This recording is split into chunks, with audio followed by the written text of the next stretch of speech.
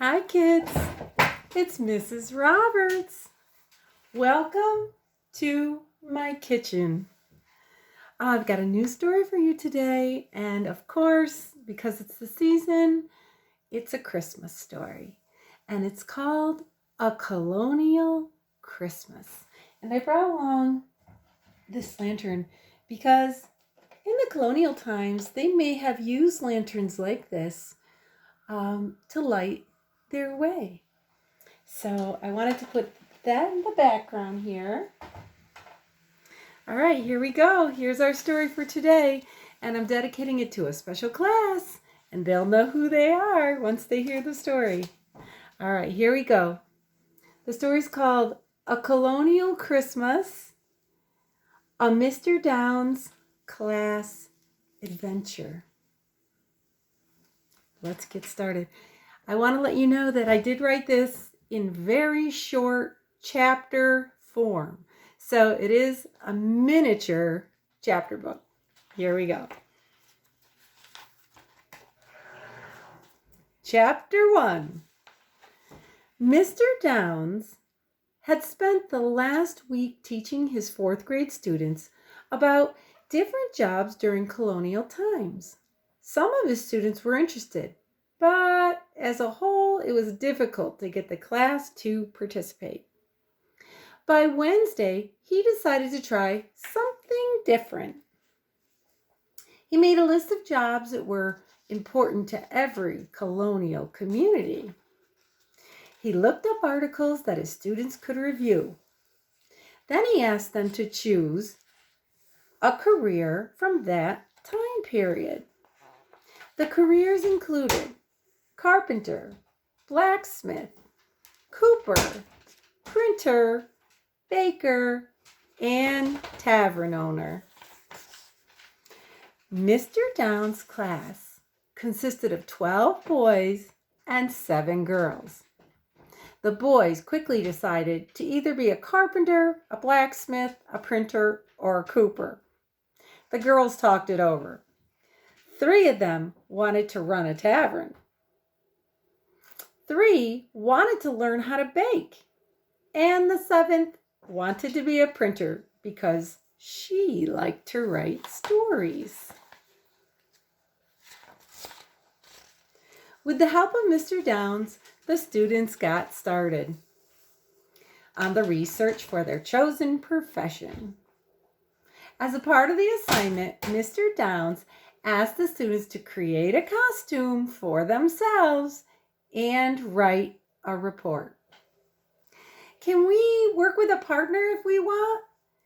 The students asked. Sure, as long as you all contribute to the paper, Mr. Downs said. This is going to be easy, said Presley. I love writing, so writing and printing stories will be such a cinch. We'll see, said Mr. Downs.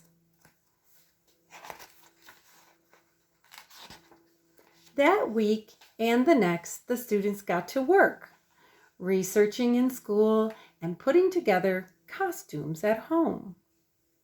Things were going smoothly, but it was only 2 weeks until Christmas. Students were becoming distracted and having difficulty finishing their reports. Let's take a break, Mr. Downs suggested. Why don't I read for a while? You can all put your heads down on your desks and listen. We can get back to work on your reports tomorrow. Everyone agreed it was a good idea. They started to relax as Mr. Downs read aloud. Soon the whole class was asleep. Chapter 2. Wyatt was the first to wake up. He looked around the room and thought he was dreaming. Mr. Downs was missing. There was still a classroom, but everything was different. First of all, there was a black pot-belly stove in the middle of the classroom with wood stacked up next to it. Then he noticed each row consisted of benches instead of desks. There was a blackboard and chalk instead of a whiteboard and easy erase markers. Wyatt blinked several times to clear his mind when he realized all his classmates were dressed in colonial clothing. And kids, here's the classroom he woke up to. Not the regular classroom he came from, that's for sure. And you can see the stove and the benches and the blackboard way up there instead of his regular classroom. Hey, wake up, you guys! Where are we? He yelled. All the students slowly came to. The initial shock took some time to wear off. What is going on? His friend Jace asked. I have no idea, Wyatt said, but I do think our whole class has time traveled back to colonial times. Slowly, everyone got up and walked to the schoolhouse door to look outside. You see what they're seeing when they first look outside? It's not their street. Chapter 3. Santana was the first to step out onto the porch of the little schoolhouse. There stood a complete colonial village. She turned and said, "You all have got to see this." One by one, the group of 19 students stepped outside. All they could do is stare at this strange village with wood plank sidewalks and dirt/mud streets. Okay, here's the little schoolhouse, and these are the plank streets. So the sidewalks are made of wood and not cement. And here's the front of the schoolhouse, and you can see all the wood that's piled up there for that black pot-belly stove in the center that students usually had to fill.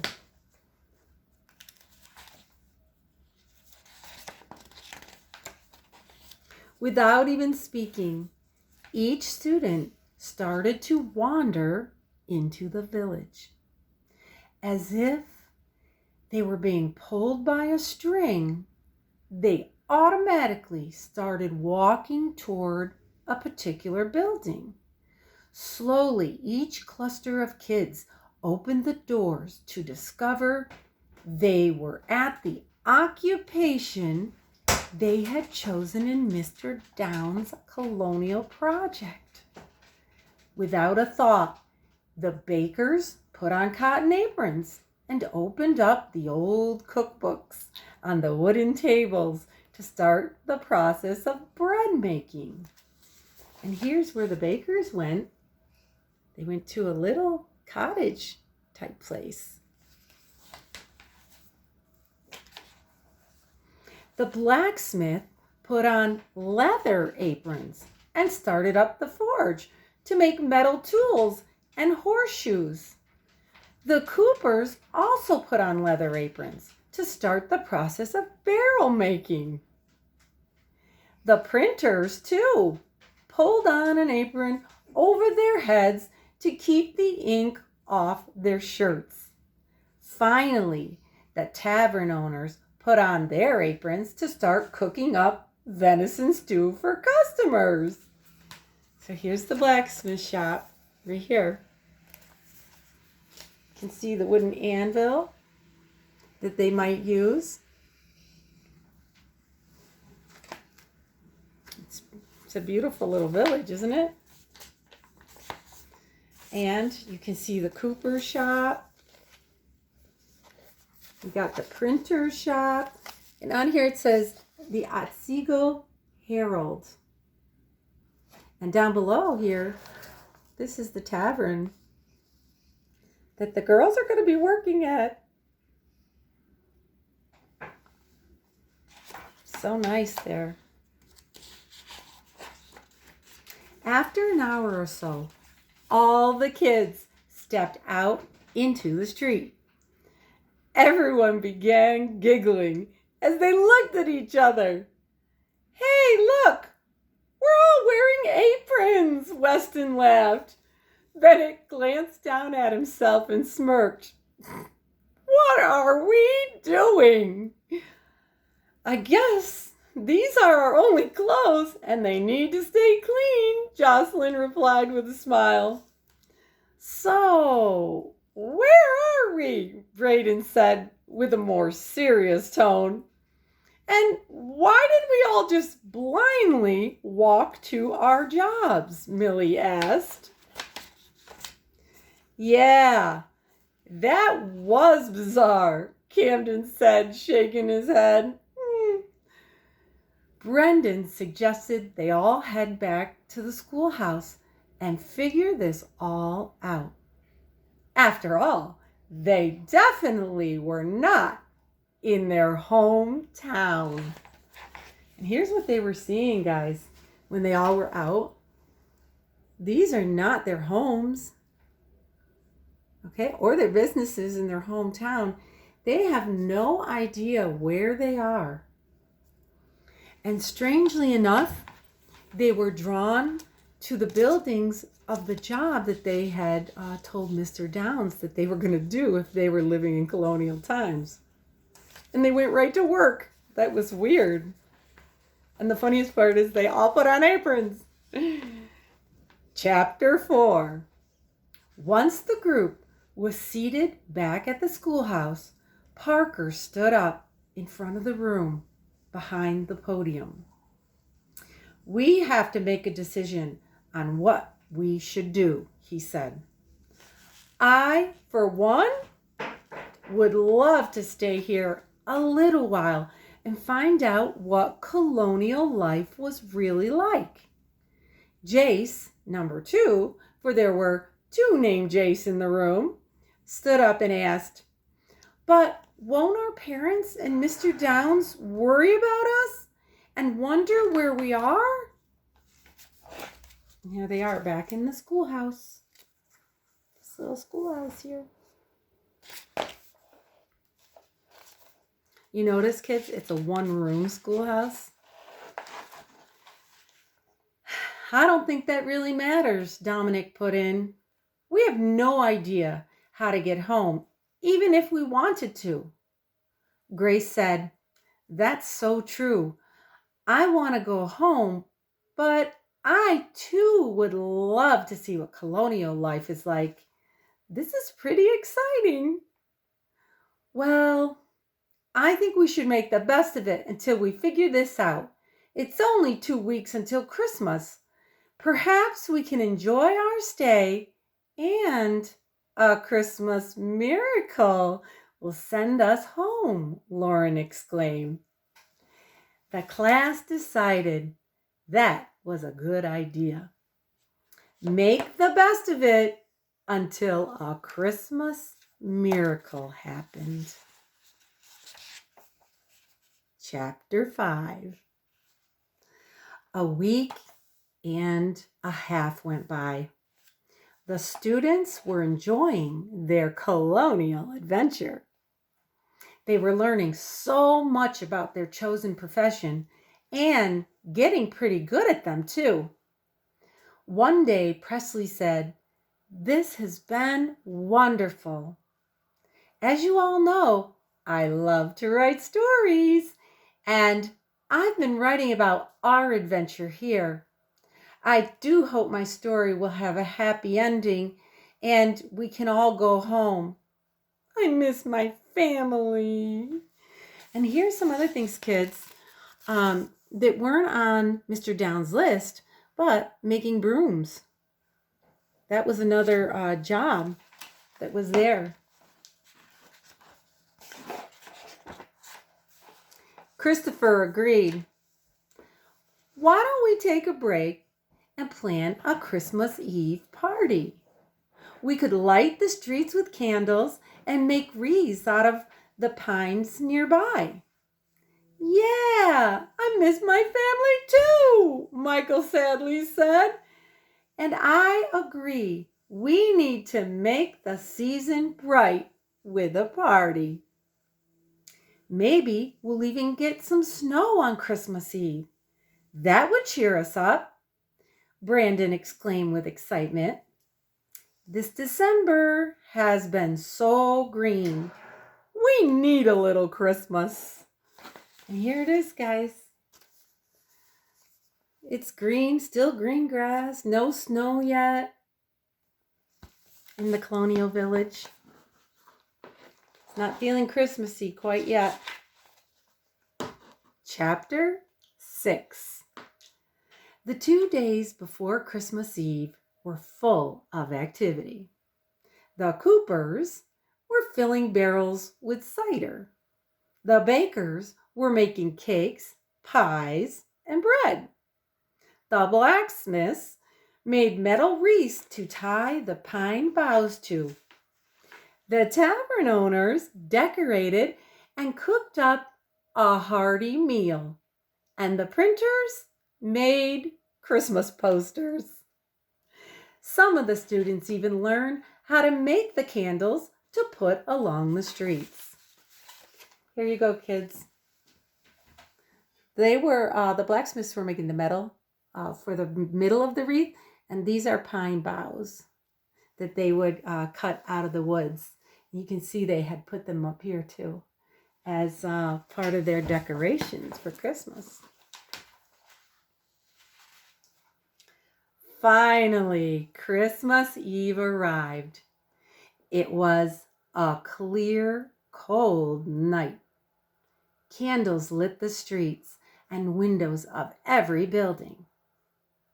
Cider was poured into big black cauldrons and heated up. The students had enjoyed the delicious food that had been prepared and were all filled with the joy of Christmas. Santana suggested they all head outside the tavern to sing Christmas carols. Just as Millie and Weston started the sing-along, it started to snow. This is the most beautiful night I've ever seen, Lauren sang out. And here we go. Here's the tavern up here, lit up at night. And you can see the candles that they put all along the streets, in the snow that came down, all in the windows. It brought cheer and Christmas to the village. The candles along the street do look incredible, Bennett said, smiling. I'll never forget this night. The food, the snow, the friendships. How could it get any better, Gracie said. Just then, a bright star lit up in the sky. And here they are, all singing outside, enjoying the candlelight, the hot cider, the snow coming down.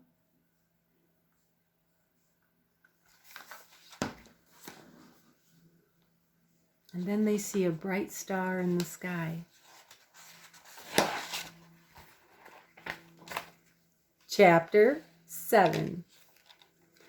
Wyatt opened his eyes. Mr. Downs was still reading aloud in the classroom. The rest of the class, Wyatt noticed, was still sleeping. He carefully looked around the room.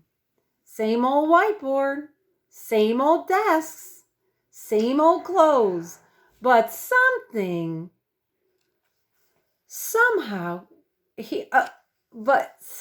he knew all about living in colonial times.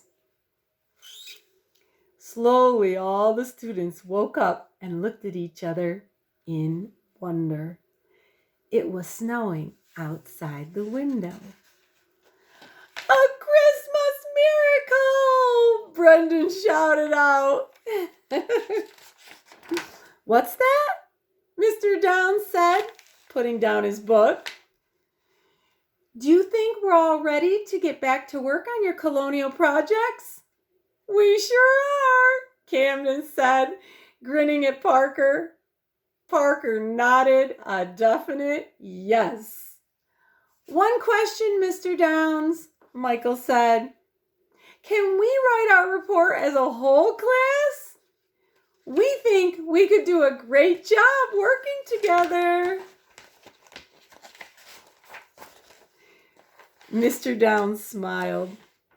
As he looked at the class, everyone was nodding and smiling back. Merry Christmas, Mr. Downs laughed as he winked at the group. Now let's get to work. Presley beamed. What a terrific, happy ending to my story. Yes, Merry Christmas. The end. And I wanted to show you. Here's one of the sleds. It was a sleigh from the village. And the happy group as they thought back on their Christmas Eve party. Candlelit streets, the pine boughs hanging everywhere. And here's one more look at the schoolhouse. All right, I hope you enjoyed my Christmas story. Of course, fiction. And I had this great class that just inspired me instantly. As soon as we were working together, I knew exactly what I wanted to write about. And so I hope you enjoyed it. All right, again, it was called, oh, by the way, I want to thank those kids for being so good and inspiring Mrs. Roberts. It was called A Colonial Christmas, a Mr. Downs Class Adventure. Well, I hope you enjoyed, and I will be reading to you soon. Bye-bye, and Merry Christmas.